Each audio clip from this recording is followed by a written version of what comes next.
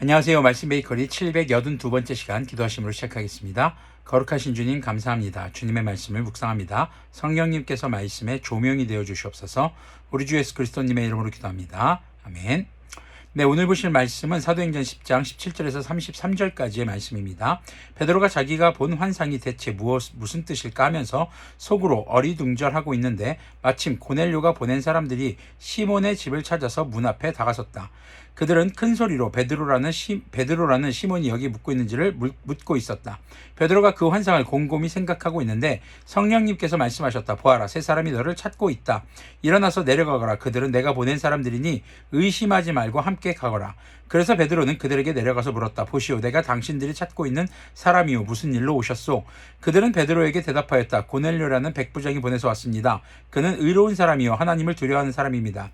그는 온 유대 백성에게 존경을 받고 있습니다. 그는 사람을 보내어 당신을 집으로 모셔다가 말씀을 들으라는 지시를 거룩한 천사에게서 받았습니다.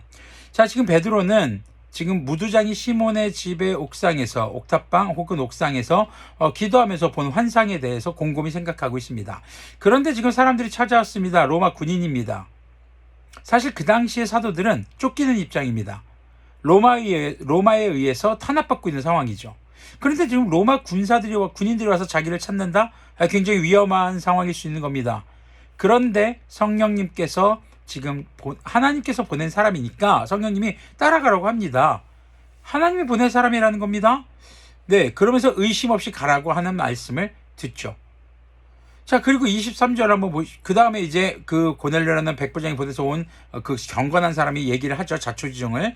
자, 23절 보면요. 베드로는 그들을 불러들여서 묻게 하였다. 이튿날 베드로는 일어나서 그들과 함께 떠났는데 요바에 있는 신도 몇 사람도 그와 함께 갔다.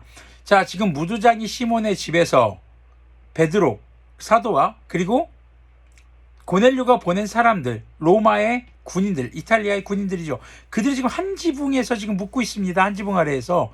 굉장히 이상한 조합입니다. 지금 베드로와 무두장이 가죽을 만지는, 그러니까 시체와 가까이 하는 그와 함께 베드로가 있는 것도 굉장히 낯선 광경인데, 거기다가 지금 예수님 믿는 사람들을 잡으러 다니던 로마 병사들까지 함께 있어요. 굉장히 어떻게 보면 이게 놀라운 상황인 겁니다. 자, 그 다음 베드로는 가이사랴에 들어갔다. 고넬료는 자기 친척들과 가까운 친구들을 불러놓고 그들을 기다리고 있다가 베드로가 들어오니 마중 나와서 그의 발 앞에 엎드려서 절을 하였다. 지금 백부장이 예수님 믿는 사람한테 절을 하고 있다. 이것도 지금 굉장히 이상한 광경입니다. 그러자 베드로는 일어나십시오. 나도 역시 사람입니다. 하고 말하면서 그를 일으켜 세웠다. 한마디로 지금 자기를 낮추고 있는 거죠. 나는 신적인 존재가 아닙니다. 이런 거예요. 그리고 베드로는 고넬료와 말하면서 집 안으로 들어가서 많은 사람이 모여있는 것을 보고 그들에게 말하였다. 유대 사람으로서 이방 사람과 사귀거나 가까이 하는 일이 불법이라는 것은 여러분도 아십니다. 지금 베드로는 이방 사람들을 만나는 겁니다. 로마 사람들이요. 근데 유대 사람들에게서는 그들과 교제하는 것 자체가 불법이었어요. 그러니까 불법을 지금 하고 있는 거예요. 그런데 하나님께서는 나에게 사람을 속되다거나 부정하다거나 하지 말라고 지시하셨습니다. 당시 유대인들의 불법이지만 하나님의 말씀은 뭐였습니까? 그들을 속되다고 하지, 부정하다고 하지 말아라. 한마디로 당시 유대인들이 지금 유대인들이 불법이라고 규정한 것이 하나님 앞에 뭐가 된 거예요? 불법이 돼버린 겁니다. 무엇이 기준인가? 지금 베드로는요, 이 상황 속에서 하나님의 말씀이 기준이 되는 그런 행동을 보여주고 있습니다. 그래서 여러분이 나를 부르러 사람들을 보냈을 때에 반대하지 않고 왔습니다. 그런데 묻고 싶은 것이 있습니다. 무슨 일로 나를 오라고 하셨습니까? 자, 무슨 일인지 모르고 간 거예요. 하나님의 말씀에만 순종해서 가는 베드로의 모습이죠. 고넬료가 대답하였다. 나흘 전 이맘때쯤에 내가 집에서 오후 3시에 드리는 기도를 하고 있었습니다. 그런데 갑자기 어떤 사람이 눈부신 옷을 입고 내 앞에 서서 말하기를 고넬료야, 하나님께서 내 기도를 들으시고 내 자선의 길을 기억하고 계신다. 요바로 사람을 보내어 베드로라고 하는 시몬을 불러오너라. 그는 바닷가에 있는 무두장이 시몬의 집에 묵고 있다 하였습니다. 그래서 나는 곧 당신에게 사람을 보냈던 것입니다. 그런데 이렇게 와주시니 고맙습니다. 지금 우리는 주님께서 당신에게 지시하신 모든 말씀을 들으려고 다 같이 하나님 앞에 모여 있습니다. 로마 사람이고 이탈리아 군대의 백부장으로 있으면서 한마디로 지금 이스라엘과 유대 지역을 지배하고 있는 사람들의 군인으로 그것도 백부장으로 있으면서 또 유대인들에게 자선을 베푸는 사람, 하나님을 경외하는 사람. 그렇기 때문에 이방인과 유대인들이 함께하는 것이 유대인들에게는 얼마나 큰 불법이 되는지도 아는 사람. 그런데 지금 거기서 또 재밌는 게 하나님의 말씀을 들으려고 또 들을 준비가 돼 있는 사람 고넬료가 나타나고 있는 것입니다. 자, 오늘 말씀에서 우리는 베드로가 자신이 지켜왔던 규범, 자신의 민족 안에서 아주 룰처럼 법처럼 지켜왔던 것들이 하나하나 깨지고 있는 모습을 볼 수가 있습니다. 무엇으로 인해서요? 바로 하나님의 말씀으로 인해서요. 구약시대에서 주어진 율법이 분명히 있었습니다. 그런데 이제 그 율법을 주님께서는 새롭게 하셨습니다. 과거에 지켜왔다고 해서 그것이 반드시 지켜야 하는 것인가? 라는 의문을 던지게 되는 대목인 것이죠. 무엇이 가장 중요한 기준입니까? 하나님의 말씀입니다. 하나님의 뜻입니다.